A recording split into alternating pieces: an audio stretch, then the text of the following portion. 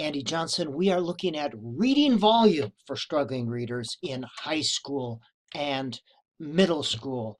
The amount of reading that students do, and we call this voluntary reading when they read by themselves outside of school. This reading volume has a positive impact on comprehension, fluency, word identification, vocabulary, and conceptual knowledge. And here are just some of the references. If this is so, why don't struggling readers want to do it? Reading is pleasurable, interesting, entertaining, informative, relaxing, and it enhances all those things. So why don't they want to do it? When you say, pull out a book, time to do some pleasurable reading, why do these struggling readers groan, wince, don't want to do it? The question is, what have we done to make them hate it? By the time struggling readers get to middle school, they've experienced years of failure, frustration, humiliation related to reading class. We have taught them well. We've taught them how to fail, and they have learned. Now, do you enjoy doing things at which you fail? Many reading disabilities are, in a sense, teaching disabilities. Struggling readers tend to get a steady diet of phonics, which they find boring, meaningless, irrelevant. Now, do you enjoy doing things that you find boring, meaningless, and irrelevant? They associate that with reading class. Now, most of the assigned reading that is done in class, and I'm talking about textbooks, is at their frustration level. You give a student a chapter to read, you assign them a science chapter, a social studies chapter. It takes far longer.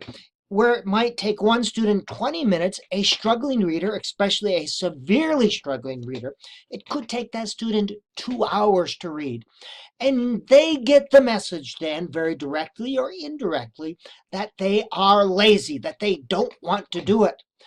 They're not lazy, they are frustrated. This is a normal reaction, a healthy reaction to an unhealthy situation.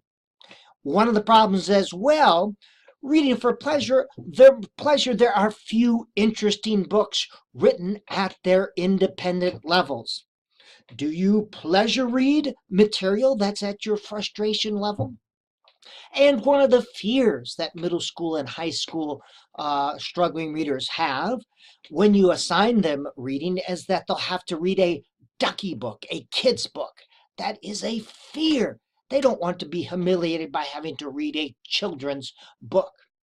A teacher's number one job is to help students fall in love with reading.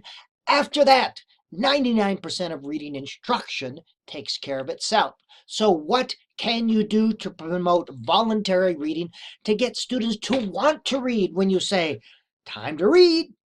To get students to read independently, you must first have reading material that is at their independent level or below. This is where they can identify 98% of the words. We call them high-low books or high-very low books. This is high interest at a low reading level. This could be first or second, that's high, very low, or second to third, that's high, low. That is at an interest level that a middle school or high school kid would want to read. Now, these are high noon books. I like these books. This is a chapter book written at about the first grade level, very decodable words, but they have characters and stories they do not write down to kids. And you get a sense of them. They don't get overwhelmed with too many words on the page, and the chapters are nice and short. Again, they don't get overwhelmed. They try to have kids that are about the same age. Now, they have pictures as well. High noon books, I love them. These are Leela and Ben mysteries. The characters here are 12 years old, so I'd maybe use this for middle school. I wouldn't use this series for high school kids. And again, great pictures. Diversity of characters, male and female. You see an example of the print doesn't overwhelm them, not too many words on the page, not too many pages in a chapter. And they are chapter books. And you see they include pictures, at least one picture per chapter. Tom and Ricky Mystery Series, again, does not write down to kids. I would use this with middle school, maybe even high school. I read them. I'm an adult. I enjoyed them. Um, they have just male characters here, so I would use them. This wouldn't be the only series I would include.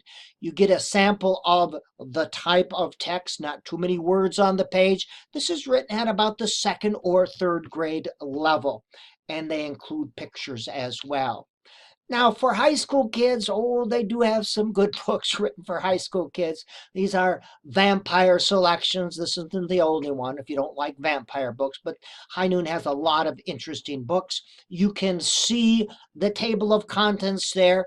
The chapters are not too long, and here's an example of the pages, not too many words on a page. Kids don't get frustrated or overwhelmed with these types of books. Important. Now, reading class should be thought of as reading practice. 70-80% of class should be spent practicing reading books that are at their independent level or below. Just like you and I. When we read, we look for books that don't frustrate or overwhelm us.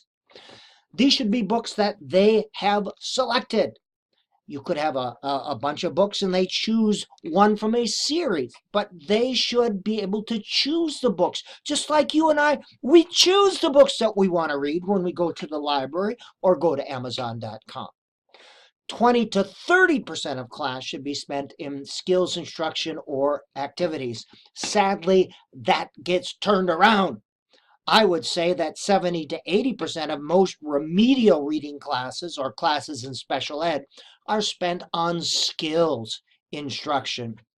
And only 20% or 30 at most is spent practicing reading. Could you play the piano if you never practice? Could you play baseball well if you never practice? So how are students supposed to learn how to read if they don't have time or opportunity to practice? And instead of spending money on stinking tests and workbooks and worksheets and stinking skills-based programs designed to make money for publishers, spend the money on interesting books. These are just some ideas to get kids to fall in love with books so that they will read on their own. These are just some ideas to get students to become voluntary readers,